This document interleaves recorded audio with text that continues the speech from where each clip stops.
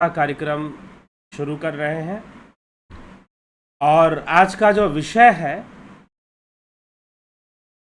वह विश्व निर्माण की सिद्धि। विश्व निर्माण की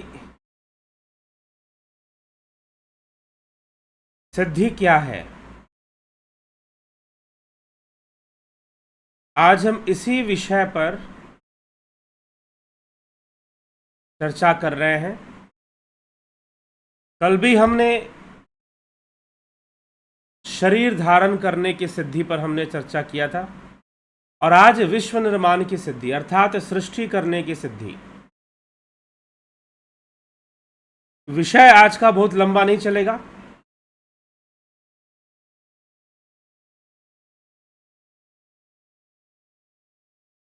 बाद में आपके कमेंट्स, आपके टिप्पणियों पर चर्चा की जाएगी।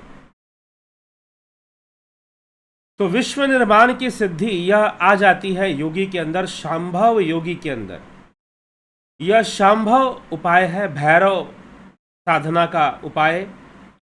इसे भैरव योगी भी बोलते हैं, शांभव योगी भी बोलते हैं। तो शांभव योगी के अंदर कैसे विश्व निर्माण की सिद्धि या सृष्टि करने की सिद्धि कहां से आ जाती है, तो इसके लिए क्या सूत्र है? सूत्र कहता है भूत संधान भूत पृथकत्व भूत संघटा। ध्यान से सुने, भूत संधान भूत पृथकत्व भूत संगठा। योगी भूत संधान करता मतलब पंचभूतों का संधान करता है, पंचभूतों में आत्मभाव कर लेता है, पंचभूतों में संयम कर लेता है और संयम से सिद्धि हो जाती है। तो पंचभूतों में संयम कर लेने से, जिससे कि यह उसके आवरण रूप नहीं रहते, फिर वो आवरण बन के नहीं रहेंगे, उन पर नियंत्रण आ जाएगा। तो भूतों के पृथकत्व से नाना प्रकार की व्याधियां और क्लेशों को क्षण भर में शांत किया जा सकता है और विश्व निर्माण किया जा सकता है। योगी विश्व निर्माण कर सकता है, सृष्टि कर सकता है, क्योंकि उसने पंचभूतों पर आत्मभाव कर लिया है, पंचभूतों पर संयम करके पंचभूतों पर अपना नियंत्रण स्थापित कर लिया है। और यह कैसे संभव हो पाया है? तो योग साधना से ही संभव हो पाया है। यह सब बातें योग साधना से ही संभव हो पाई हैं। तो योग साधना से ऐसी चीजों को करके योगी पंचभूतों पे नियंत्रण करके, अब ये संयम करने का विषय है। संयम करते करते हम अपने श्वासों में संयम करते हैं, फिर संधि स्थान पे संयम करते हैं, फिर जो है इस तरह से योग अनुभूतियों में संयम करते हैं, नाद में संयम करते हैं, ज्योति दर्शन में संयम करते हैं। तो इसी प्रकार से संयम करते करते अर्थात आत्मभाव करते करते वह जो है ऐसी अवस्थाओं को प्राप्त हो जाता है जहां पर उसका नियंत्रण पंचभूतों पे आ जाता है, पंचभूतों में भी वो आत्मभाव स्थापित कर देता है और पृथक पृथक पंचभूतों पर आत्मभाव कर कर वह पंचभूतों पर नियंत्रण कर लेता है। और जब नियंत्रण कर लेता है तो दुख क्लेश को दूर करने की क्षमता और विश्व निर्माण करने की क्षमता, सृष्टि करने की क्षमता, जो स्थूल सृष्टि है, योगी के अंदर विकसित हो जाती है। ऐसा कहा जा रहा है कि योगी के अंदर ऐसी क्षमता का विकास हो जाता है। तो यह करते करते, ध्यान करते करते, अभ्यास करते करते योगी में ऐसी परिपक्वता आ जाती है कि वो पंचभूतों का भी अनुसंधान कर सकता है, पंचभूतों पर अनुसंधान करके पंचभूतों में संयम स्थापित कर सकता है, पंचभूतों में ही आत्मभाव स्थापित कर सकता है। तो पंचभूतों में संयम स्थापित करना, पंचभूतों में आत्मभाव स्थापित करना, ऐसा करके पंचभूतों में संयम और आत्मभाव स्थापित करके वह जो है पंचभूतों पर विजय प्राप्त कर लेता है और पंचभूतों पर विजय प्राप्त करके पंचभूतों से विश्व निर्माण सृष्टि करने की शक्ति भी योगी के अंदर, शांभव योगी के अंदर आ जाती है। तो ऐसी बात यहां समझाने का प्रयास किया गया है। तो कल हमने सिद्धियों पर विशेष रूप से सुना था कि सिद्धियां हमें कैसे प्राप्त होती हैं। अभ्यास करते करते, अनुसंधान करते करते हम सिद्धियों की प्राप्ति करते हैं। अनुसंधान करते करते हम सिद्धियों तक पहुंचते हैं, और जब हम सिद्धियों तक पहुंच जाते हैं तो वो सिद्धियां, फिर उन सिद्धियों से बहुत कुछ हो जाता है, बहुत सारे कार्य संभव हो जाते हैं। हाँ, अब सिद्धियों की परावस्था भी बनती है। वो क्या है, वो तो आगे के विषय में अभी आएगा। लेकिन ये सिद्धियां इस प्रकार से कार्य करती हैं, हमारे ध्यान योग से ही, हमारे संयम योग से और आत्मभाव करने से किसी भी तत्व में उस तत्व की संपूर्ण जो नियंत्रण है योगी के ध्यान में आ जाता है। योगी के ध्यान मतलब कि उसके ध्यान शक्ति में वो अपने सारे तत्वों का नियंत्रण ले लेता है, सारे तत्वों पे वो नियंत्रण कर लेता है। और जब पंचभूतों पे नियंत्रण कर लेता है तो उसके अंदर सृष्टि करने की शक्ति आ जाती है। ये यहां पर बताने का प्रयास इस सूत्र के अंदर किया गया है। शिव सूत्र का जो 20वां सूत्र है, भूत संधान भूत पृथकत्व भूत संघटा। तो भूतों को अलग अलग संयम करने से, आत्मभाव कर लेने से, और भूतों का अनुसंधान कर कर, भूतों को अलग अलग कर कर उन पर आत्म संयम कर, आत्मभाव कर लेने से क्या हो जाता है, उस तत्व के ऊपर, उस भूत के ऊपर जो पंचभूत है, पृथ्वी, आकाश, जल, वायु और भूमि, क्षमा करें, पृथ्वी, आकाश, जल, वायु, अग्नि। तो इस प्रकार से ये पंचभूत है।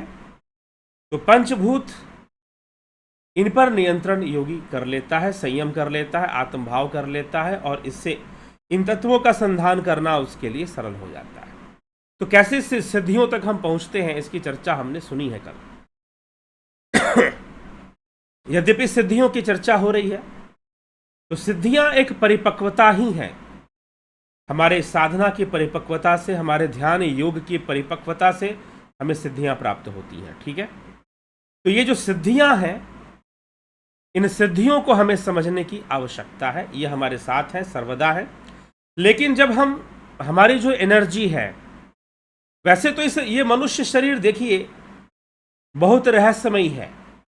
अगर आपसे ये कहा जाए कि आपके लिए दुनिया में सबसे रहस्यमयी व्यक्ति कौन है, who is the most mysterious person in life for you, आपके लिए जीवन में सबसे रहस्यमयी व्यक्ति कौन है, तो हो सकता है कि आप कुछ चरित्रों का नाम ले लें, इतिहास के कुछ महानुभावों का नाम ले लें, लेकिन सत्य ये है, आप जरा चारों तरफ ध्यान से देखो और अपने जीवन को देखो, अपने आप को देखो, आपको पता चलेगा कि आप स्वयं ही सबसे बड़े, अपने लिए, स्वयं के लिए, खुद के लिए आप स्वयं ही सबसे बड़े रहस्यमयी व्यक्ति नजर आएंगे। हम स्वयं ही अपने लिए सबसे बड़े रहस्यमयी व्यक्ति हैं। हम खुद ही नहीं जानते कि हमारे अंदर कैसी, कौन सी ऊर्जा है और कैसी ऊर्जा का विज्ञान काम करता है हमारे भीतर, हमारे अंतःकरण में, हमारे अंतः शरीर में कैसे ऊर्जा का विज्ञान कार्य करता है, ये हम खुद नहीं जानते। और कब हम क्या करते हैं, तो व्यक्ति अपने आप के लिए ही सबसे अधिक रहस्यमयी होता है, वह स्वयं के लिए ही सबसे अधिक रहस्यमयी होता है। तो हम स्वयं ही अपने लिए सबसे अधिक रहस्यमयी है, ये दिखाई पड़ता है, ये जान पड़ता है। फिर तो मनुष्य स्वयं ही अपना संधान करे, अपना अनुसंधान करे, जीवो अनुसंधान करे, आत्म अनुसंधान करे। आत्म अनुसंधान को ही आदिगुरु शंकराचार्य ने कहा कि भक्ति क्या है, तो आत्म अनुसंधान ही भक्ति है, विवेक चूड़ामणि के अंतर्गत। तो यह विषय आत्म अनुसंधान का है, सेल्फ एनालिसिस और आत्म अनुसंधान। लेकिन होता कैसे है, ये कोई सेल्फ एनालिसिस तो नहीं है, यह ध्यान योग से होता है। और जब ध्यान योग होता है तो सूक्ष्म तत्वों का साक्षात्कार होता है, सूक्ष्म रहस्य हमारे सामने प्रकट होने शुरू हो जाते हैं, और वो सूक्ष्म रहस्य प्रकट होकर हमें असीम शक्ति प्रदान करते हैं, और हम कई जीवन, फिर अपना जीवन को और बेहतर तरीके से हम जीते हैं। एक नया जीवन ही शुरू हो जाता है। सच पूछिए तो जब आपको ऐसा ज्ञान और ऐसी अनुभूतियां होती हैं तो एक नवीन जीवन ही प्रारंभ हो जाता है। उस नवीन जीवन को, उस नूतन जीवन को हमें समझने की आवश्यकता है, जिसमें कि हमारी चेतना की यात्रा जुड़ जाती है, जर्नी ऑफ कॉन्शियसनेस शुरू हो जाता है और हम आगे बढ़ना शुरू कर देते हैं और कई तरह की दिव्य अनुभूतियां हमारे जीवन में होनी शुरू कर देती हैं। तो ऊर्जा हमारे शरीर में काम कर रही है, कई बार वो व्यवस्थित नहीं होती, नकारात्मकता से भरी होती है। तो जो सिद्धि को देने वाली जो एनर्जी का फ्लो है, उसका हम अनुभव नहीं कर पाते, एक्सपीरियंस नहीं कर पाते। एक ध्यान योगी को कई तरह की दिव्य अनुभूतियां होती हैं, लेकिन वो दिव्य अनुभूतियां हम कब लाभ उठा पाएं उससे, जब हम सही समय पर उसका सदुपयोग करें उस ज्ञान का, तभी यह संभव है। तो समय सही होना चाहिए, नहीं तो गलत समय पर हो सकता है कि हम कोई ऊर्जा का अनुभव ना करें, ना सिद्धि का अनुभव करें। तो स्वयं को सही जगह पर रखने से हम बहुत सारे, फिर हमें ध्यान में भी सहयोग मिलता है, हमारा ध्यान योग भी बहुत बेहतर होता है और हम बहुत सारे अनुभव कर पाते हैं, बहुत सारे शक्तियों का अनुभव कर पाते हैं। ठीक है, तो जिज्ञासुओं यह सब विषय यहाँ पर आता है। तो हमें अब अपना, हम चाहते हैं कि हम भी कुछ सिद्धियों का अनुभव करें, तो प्रतिदिन एक ध्यान योग साधना हमें करनी ही चाहिए। बहुत सारी अनुभूतियां जीवन में आ सकती हैं और कई लोग बहुत तरह की अनुभूतियां करते हैं और अपना अनुभव बताते भी रहते हैं। तो चलिए, यही है कि हम भूतों को पर नियंत्रण कर कर हम विश्व निर्माण। अब इसमें कथा भी आती है कि विश्वामित्र जी ने कैसे त्रिशंकु के लिए एक नई सृष्टि कर दी थी, किस प्रकार से त्रिशंकु के लिए एक नई सृष्टि कर दी थी, ऐसी कथा आती है महाभारत में भी, पुराणों में भी। तो नई सृष्टि कर दी थी, नई ही सृष्टि बना दी। कैसे बना दी? तो योगी इसी यही मंत्र बता रहा है कि योगियों के अंदर कौन सी शक्ति होती है, कैसे आती है। भूत संधान भूत पृथकत्व भूत संगठा। भूत संधान करने से, भूतों को पृथक पृथक कर कर उनका संधान करने से भूतों से सृष्टि करने की क्षमता आ जाती है। सत्य का विकास हो जाता है, क्षमता शक्ति का विकास हो जाता है, सिद्धि का विकास हो जाता है। यही बात यहाँ पर बताने की कोशिश की गई है। तो हम भी साधना करेंगे, योग करेंगे, तभी जाकर हम ऐसे दिव्य अनुभूतियों से जुड़ पाएंगे और इनके मर्म को समझने, तो हमें लगेगा भाई ये कैसे संभव है, ये कैसे। तो भूतों से वो सृष्टि। अब यहां पर एक और बात, विश्व निर्माण मैंने टाइटल दिया है, वास्तव में यहां पर विश्व निर्माण शब्द का प्रयोग सूत्र में नहीं है। भूत संगठा अर्थात भूतों को संगठित करके एक नई सृष्टि करने की क्षमता योगी के अंदर आ जाती है, ये कहने का तात्पर्य है। इसीलिए क्योंकि जो भूतों को संगठित कर लेगा वो तो विश्व निर्माण कर लेगा। अब ये मत सोचिएगा कि विश्व निर्माण कर देगा मतलब कि वो पूरी दुनिया बदल के रख देगा और फिर जो है दुनिया जो है, जी नहीं। जो यह सेंसुअल वर्ल्ड है, जो यह इंद्रिय परिवर्तनशील इंद्रिय जगत है, यह सर्वदा परिवर्तनशील ही। अगर योगी भूतों का संधान कर कर, पृथक पृथक भूतों पर संयम कर कर, उन पर नियंत्रण कर कर अगर भूतों की संगठा कर देता है, भूतों को संगठित कर कर कुछ नई सृष्टि कर देता है, तो वह भी नश्वर ही होगी, वह भी नश्वर ही होगी, क्योंकि वह भी तो प्रपंच से बना है, पंचभूतों से बना है, तो वह भी नश्वर ही सृष्टि होगी। ये आप इसको समझिए। तो नश्वर सृष्टि या नश्वर सृष्टि ही होगी, चाहे भले ही वो योगी ने अपनी शक्ति से बनाया, लेकिन बना तो पंचभूतों से है। तो इसका मतलब ये नहीं कि भाई जो बाह्य प्रकृति, जो प्रकृति का जो सिद्धांत है या नियम है वो खत्म हो जाएगा, ऐसा कुछ होने वाला नहीं है। हाँ, योगी के अंदर, योगी ने प्रकृति पर एक नियंत्रण स्थापित कर लिया है, पंचभूतों पर नियंत्रण कर लिया है और उसको वो संगठित कर कर, पंचभूतों को अलग अलग उस पर नियंत्रण कर कर, उसको संगठित कर कर एक नई सृष्टि कर सकता है। तो जो भी करेगा वो प्राकृतिक सिद्धांत के अंतर्गत ही आएगा, नश्वरता के सिद्धांत के अंतर्गत ही आएगा, अगर वो ऐसी सृष्टि करता है तो। ठीक है, जैसे एक उदाहरण हमें पुराणों में मिलता है कि विश्वामित्र जी ने स्वर्ग, नवीन स्वर्ग ही बना दिया था त्रिशंकु के लिए, ऐसी कथा आती है। तो इस प्रकार से योगी कोई इस चीज का प्रदर्शन नहीं करते, बल्कि आवश्यकता पड़ने पर ऐसी सिद्धियों को जरूर प्रयोग में लेते हैं। जब किसी के कल्याण के लिए लेना होगा तो जगत कल्याण के लिए लेना होगा तब। तो यह सब बातें इस विषय में आती हैं। तो चलिए इसी के साथ विचारों को मैं विराम दूंगा और अभी जो है आपकी टिप्पणियों को, आपके कमेंट्स को भी मैं पढ़ूंगा। कोई प्रश्न होगा और उत्तर देने लायक होगा तो दिया जाएगा। जय श्री राधे कृष्णा। गुरुजी, कुछ मित्रों के शिकायत है कि उनके कमेंट्स नहीं दिखते हैं। कृपया गुरुजी आप एक बार अपनी लाइव चैट को ठीक कर दे। मुझे पता ही नहीं ठीक कैसे होता है। अगर नहीं दिखाई देता है कमेंट तो ये बात हो सकती है कि आपने चैनल को सब्सक्राइब नहीं किया हो, मैं इतना ही जानता हूं।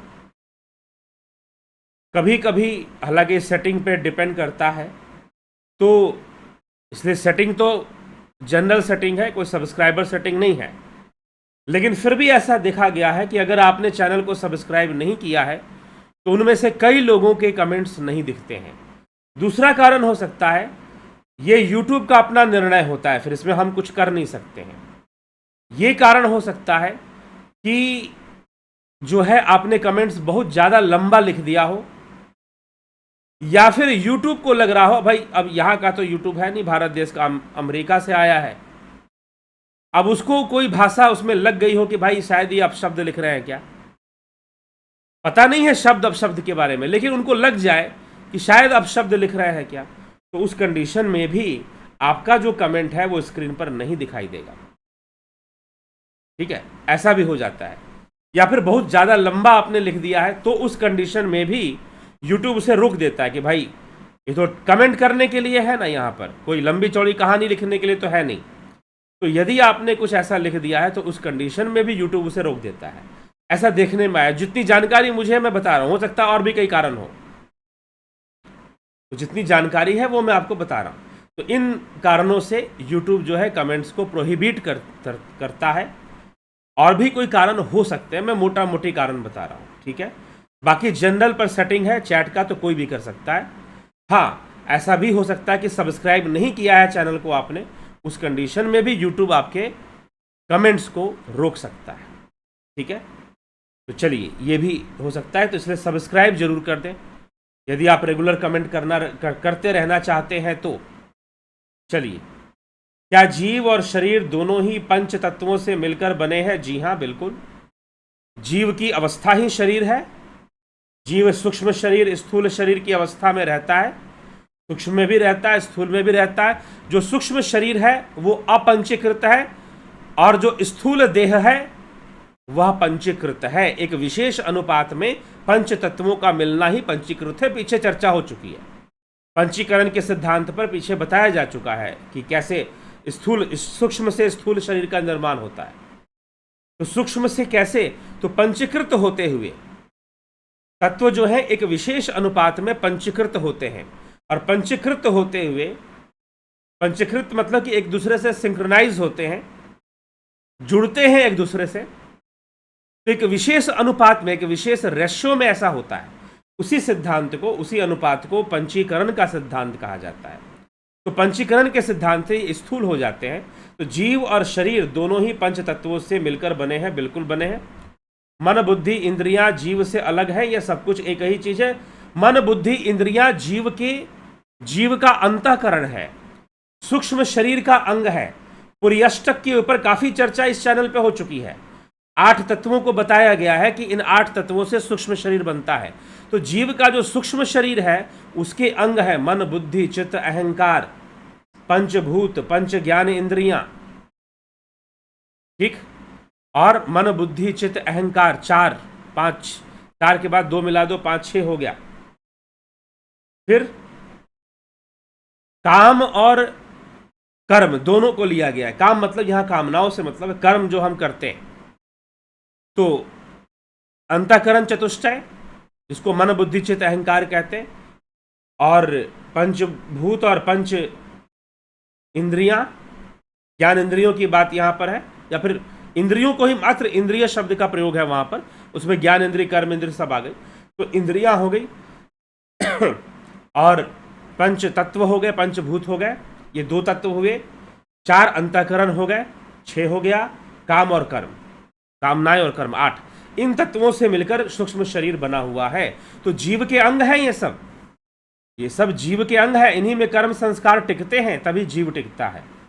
अगर संपूर्ण कर्मों से मुक्ति मिल जाए तो जीव ब्रह्म है, इसीलिए जीव को कभी ब्रह्म से अलग नहीं माना। परम पूज्य आदरणीय जगत नारायण जी, बिमला शाह जी, रविंद्र मकवाना जी, गंभीर शाह, कन्हई कुमार, श्वेता कुमारी, सविता नायक, रमेश पेशवानी, रूपलाल विश्वकर्मा, बिस्लाल बहादुर सिंह, गोविंद प्रसाद नीमा, माधुरी कोले, विष्णु चंद्र मौर्य, उषा श्रीवास्तव जी, राजू पाल जी, सरोज कृष्णानी जी, संदीप सरोहा, अशोक रावल, नभज्योतिनाथ जी, रामविलास जी, बहुत अभिनंदन आपका। योगेंद्र पंडित जी, अचित भाई पटेल, महेश मकवाना, भीखू कुचाड़िया, अशोक गोयल, रंजीत शाह, अमन कक्कर, दयानंद जी, राम गोपाल जांगीर जी, ठीक। राम को समझाने का प्रयास किया गया तो कल हमने स्थितियों पर विशेष रूप से सुना था इससे, ठीक है। भिखू कुचाड़िया, श्वेतारा सिन्हा, अशोक गोयल, रंजीत शाह, अमन कक्कर, दयानंद, राम गोपाल, शिव शर्मा, राम लखन राजपूत, राम विलास जी, पवन कुमार, राम प्रकाश, मनीष यादव, बलवंत सिंह गोहिल, ज्योति दत्ता जी। ओम नमः शिवाय, जय सिया राम, जय श्री कृष्ण। इस महान अनुष्ठान को सदा जय जयकार हो। बहुत बहुत आभार, आपका भी बहुत बहुत आभार ज्योति दत्ता जी। संजय कुमार, एके त्यागी, सुनिधि पाठक, बहुत अभिनंदन है आप सबका। नरसा राम जी, पंकज सोनी, रामविलास जी, ठीक है। सर, भूत कहाँ रहते हैं और उसका रूप कैसा होता है? भूत पंच तत्वों को यहाँ पर कहा गया, पंचभूत। पंच तत्व जो है जल, वायु, अग्नि और आकाश, पृथ्वी, ये पंच तत्व है, पंचभूत इनको कहा गया, ठीक है। तो इनकी चर्चा यहाँ पर की जा रही है, इन्हीं का पंचीकरण हो जाता है और पंचीकृत होकर यह जो है स्थूल सृष्टि करते हैं। स्थूल सृष्टि मतलब स्थूल रूप में जल है, स्थूल रूप में वायु, स्थूल रूप में अग्नि, स्थूल रूप में भूमि तत्व है, पृथ्वी तत्व है, स्थूल रूप में अग्नि तत्व है। तो इनकी सृष्टि होती है और फिर इनसे शरीर की सृष्टि हो जाती है। इसीलिए पंच तत्वों से शरीर बना है ऐसा कहा जाता है शास्त्रों के अंदर, कई ग्रंथों, पुराणों में। तो चलिए इसी के साथ अभी जो है हम कार्यक्रम को विराम की ओर ले चलेंगे और कल फिर जो है मिलेंगे आपसे 9 बजे लाइव चर्चा में। चंद्रेश्वर पांडे जी, बहुत अभिनंदन है आपका। तो 9 बजे लाइव चर्चा में कल आपसे हम फिर से मिलते हैं और चर्चा को आगे बढ़ाते हुए शिव सूत्रों पर चर्चा आगे बढ़ेगी।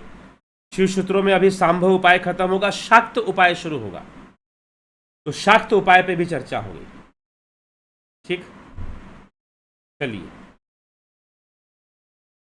बहुत बहुत अभिनंदन है आप सभी का, स्वागत है आप सभी का। तो इसी के साथ मैं विचारों को यहाँ विराम दूंगा और कल फिर मिलते हैं 9 बजे लाइव चर्चा में। बहुत बहुत आभार आप सभी का।